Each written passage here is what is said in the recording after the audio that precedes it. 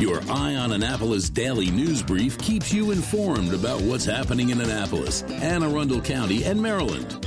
Local news, local sports, local events, local opinion, and, of course, local weather. Your Eye on Annapolis daily news brief starts now. Good morning. It's Tuesday, February 6th, 2024. This is John Frenaye, and this is your Eye on Annapolis daily news brief presented by Annapolis Subaru and the SPCA of Anne Arundel County. Yesterday started with frost on the windshield, which surprised me a bit, but it warmed up very nicely throughout the day. And I think we do have a few more of those on the way. But you know what? George will weigh in on that in just a bit. Anyhow, we do have some news, so we better get into it, shall we? In Anne Arundel County, a 69-year-old woman faced a harrowing ordeal on Friday night when she was carjacked at knife point outside the Pasadena Walmart. The assailant took her 2006 Mercedes convertible sedan and fled toward Jumpers Hole Road. The vehicle was later found in Annapolis, and CCTV footage identified a 37-year-old Annapolis man as the suspect. The Anne Arundel County Police did apprehend him after a brief foot chase, and he was found with the keys to the car on him, and the knife used in the carjacking was found inside the car. Currently, the suspect is being held without bond.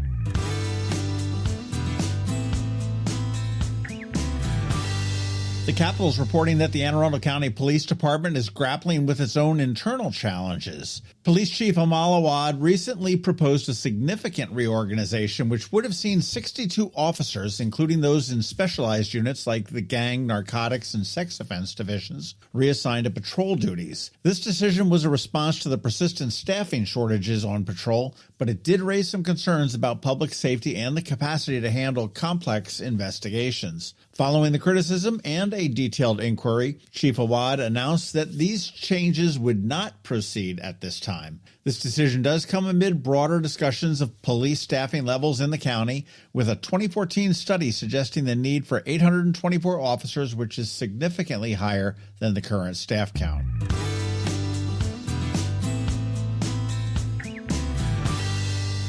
The Baltimore Business Journal has an interesting, if not scary, article on Baltimore's culinary scene. Many restaurateurs, like Brendan Dorr of the Dutch Courage, are confronting a sharp downturn in business. January saw an unprecedented decline in patronage, with Dorr reporting a 50% reduction in weekday customers. Now, this trend is not isolated to Dutch Courage, but reflects a broader pattern affecting many local restaurants. The situation does highlight the ongoing challenges faced by the restaurant industry in adapting to shifting consumer patterns and economic pressures. And that is not unique to Baltimore. I've spoken with several restaurants here in Annapolis that have expressed the same worries, and several say that they're unsure if they're ever going to be able to survive the winter. And that brings us to Annapolis Restaurant Week. Now in its 16th year, it's set to begin on February 24th. It is a 9-day event. It's going to feature over 40 local restaurants offering special menus. The event supports local businesses in the off-season and is popular for dining out and carry out, with reservations, of course, recommended. So you want to start saving those calories because this is the best week of the year for foodies. The list is growing daily, but all of the info is at, appropriately enough, AnnapolisRestaurantWeek.com.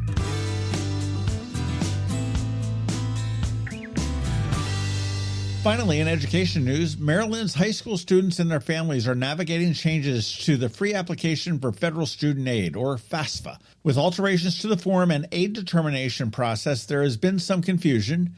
Now, Maryland's acting Secretary of Higher Education, Dr. Sanjay Rai, and Al Dorsett, who's the director for the Office of Student Financial Assistance at MHEC, sat down with us for a podcast to sort it all out, or at least sort a lot of it out. We dropped that bonus podcast yesterday, so do give that a listen. And we also have another bonus podcast a little bit later on today, all about the Naval Academy.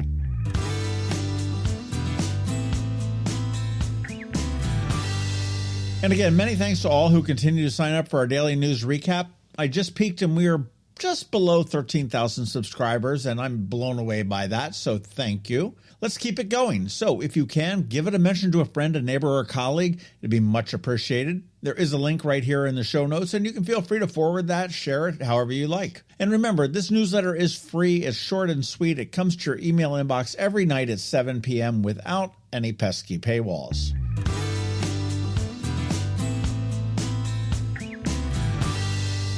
And as we start to close today, it is Ticket Tuesday, and we are still waiting on some new tickets from Ramshead On Stage, but you still should check out all of the great upcoming shows at ramsheadonstage.com. Ramshead does get a pass this week because they were all hands on deck for the Polar Bear Plunge. They do this every single year. They are a major sponsor. They do the ice slides. They have all the alcohol and all the party, the bands. They're a great sponsor. But today, like last week, we do have a gift for everybody from Live Arts Maryland. As we told you, they're going to be bringing in Paul Schaefer, which is David Letterman's longtime band leader, and his band to Annapolis on February 17th. And if you go to liveartsmd.org and grab some tickets to the show, you want to use the code EOA25. That's EOA as in I on Annapolis and 25 as in 25%. And you will save 25% on every ticket you buy. And to sweeten things up a little bit for this Ticket Tuesday and to kick off some Annapolis Restaurant Week promotion and love, I do have a $50 gift card to the Severn Inn for some lucky listener. So get in touch with me and I will select a random winner. Okay, that's a wrap. But first, a quick thank you to you for listening and sharing and letting all your friends and colleagues know about us, and to our sponsors for the Daily News Brief, Annapolis Subaru, the SPCA of Anne Arundel County, Solar Energy Services, and Hospice of the Chesapeake. So now you just need to hang tight because we have George Young from DCMD VA Weather standing by with the only locally forecasted weather report you'll find. All that's coming up for you in just a bit. Coping with advanced illness can be overwhelming, and determining the best options for a loved one isn't always so easy. But here at Hospice of the Chesapeake, your hometown hospice, we want you to know you do have a choice. You can choose exactly who provides the care and the type of care you receive, and it's your decision when and where your loved one receives that care. We have served our community, family, and friends for over 40 years. We are there when you need us. Learn how we can help at hospicechesapeake.org. When you live near Annapolis, you know how fickle the weather can be, so you need a truly local forecast that's accurate and reliable. Forecast right here in Annapolis. DCMD VA Weather is not just for today, but for the rest of the week and the weekend too. Now here's George Young of DCMD VA Weather with the weather outlook for today and beyond. Hey everyone, this is George with DCMD VA Weather, and this is your Eye on Annapolis forecast for Tuesday, February 6th. Conditions were sunny and bright to get the work and school week started yesterday across the Annapolis region. They'll likely stay that way for the next several days as temperatures warm to spring-like levels Friday and Saturday. Look for sunny skies today through Thursday with highs today in the mid to upper 40s, followed by upper 40s to maybe near 50, 52 degrees Wednesday with lower mid-50s on Thursday. From there, some clouds will likely enter the picture as well above average temperatures move into the region with highs in the mid to upper 50s Friday and low to mid 60s on Saturday with more mid to upper 50s Sunday along with a chance for some rain. Okay, that's it for today. This is George Young of DCMD VA Weather. Make it a great day out there today. Stay healthy and be safe. And be sure to follow DCMD VA Weather on Facebook and X for updates throughout each day, along with the website at dcmdvaweather.info, so you can always stay weather informed. Have you ever had to wait to get an appointment at the Apple Store? Skip the wait and the line at the mall by visiting Mac Medics in Severna Park or Lanham, where appointments are not necessary. Mac Medics is an Apple-authorized service provider. Mac Medics services all Apple devices, including broken iPhone screens and batteries, and all without an appointment. Most iPhone repairs are complete the same day and usually within a few hours. Mac Medics is also an Apple-authorized reseller and sell Apple products at the same price as the Apple Store. Visit Mac Medics in Severna Park or Lanham for Apple-authorized sales and service and shop local. Don't wait for help. Call Mac Medics at 410-757-MAX, which is 410-757-6227. It's 410-757-6227. Or visit them online at macmedics.com.